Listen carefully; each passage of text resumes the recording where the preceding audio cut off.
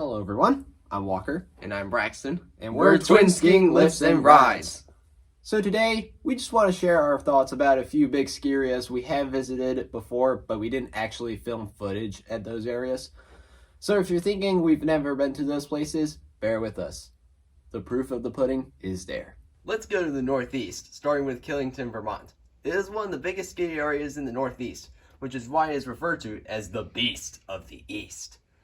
It has a solid lift system with all of them spread out in many different sections such as Skyship, Bear Mountain, Snowshed, K1, and Ram's Head.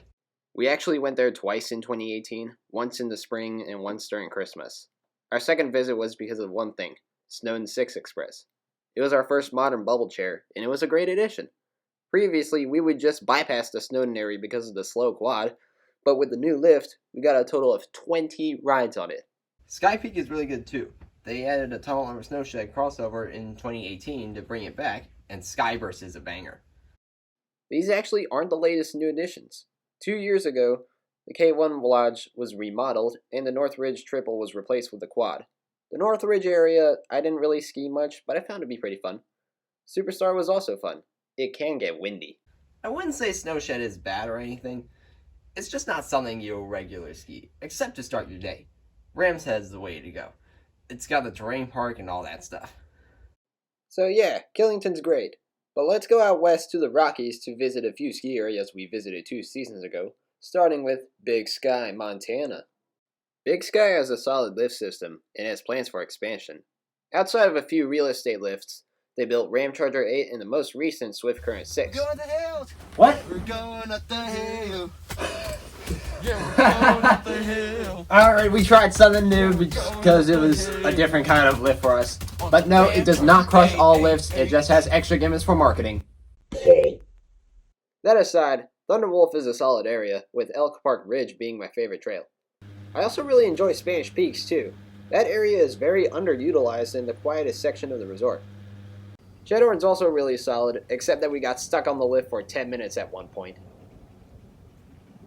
Powder Seeker serves the bowl, but that tram is steep. It's like hardcore terrain up there, and you have to know what you're doing, otherwise you're just going to slip and fall. Challenger, on the other hand, is not as steep as the tram, but it is brutal if you don't know what you're doing.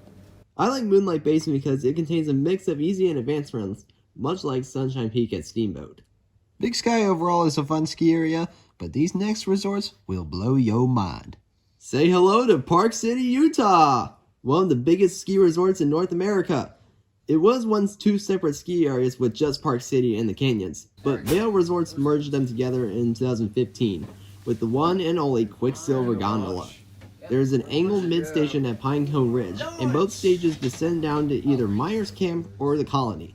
I like the Dreamscape Daybreak area since it is a very quiet and relaxing section with mostly blue squares. Kinda like Sunshine Peak at the Boad, huh? Yes, definitely. Iron Mountain's really good. I like that they added an infill lift from Tombstone to the canyon's base so that you're not forced to take the Tombstone. 9990 was okay, but I thought the trails were gnarly. I know it's an experts only area, but I just didn't think I knew how to ride moguls until our Breckenridge trip last year. On the contrary, High Meadow was just flat. Too easy. There's a reason why I call it High Mellow. I would take Saddleback instead, because that's your gateway. Super Condor and Sun Peak Express are also very good, and have a good mix of intermediate and advanced runs. Now, moving on to the Park City side. King Khan's a banger. It's like a fan where you have the King Khan Ridge with all these trails spurring out, like Chance, Courchevel, Chambas, and so much more. You also have Motherlode with similar difficulty. Silverlode gets a ton of lines. While we didn't do Jupiter, McConkey's was actually not as bad as I thought it would be. Outside of Powder Monkey, where you can get lost in the trees.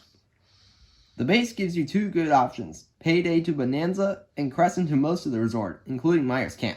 I consider First Time and 3 Kings to be better than High Meadow just because there's a terrain park underneath. The town lift is really cool and then it starts right in the middle of downtown Park City with an access bridge, but it's a fairly long lift, which makes me think it will be replaced soon. Last stop, Deer Valley, Utah, right next to PC. Real quickly, we'll just go over their lift system. Burns and Snowflake are basic beginner hills, so there's no reason to go over there. Carpenter and Silver Lake are great out-of-base options, although Silver Lake goes up and over a hill. Homestake is a good egress lift. Mountaineer and Jordanelle are somehow in their own little world. Mount Baldy is home to 3 lifts, and has a really nice terrain pod. Flagstaff Mountain, on the other hand, is like ski lift central.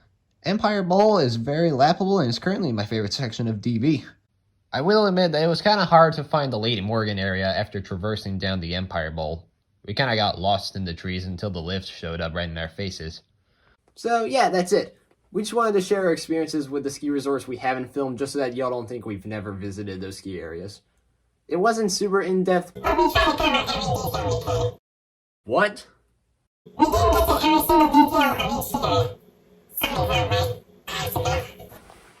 Okay, so we lost one. Sorry about that. Anyways, if you enjoyed this video, give us a thumbs up and let us know in the comments if there are ski areas you visited but don't have full POVs of the lifts. Stay tuned because there's more to come.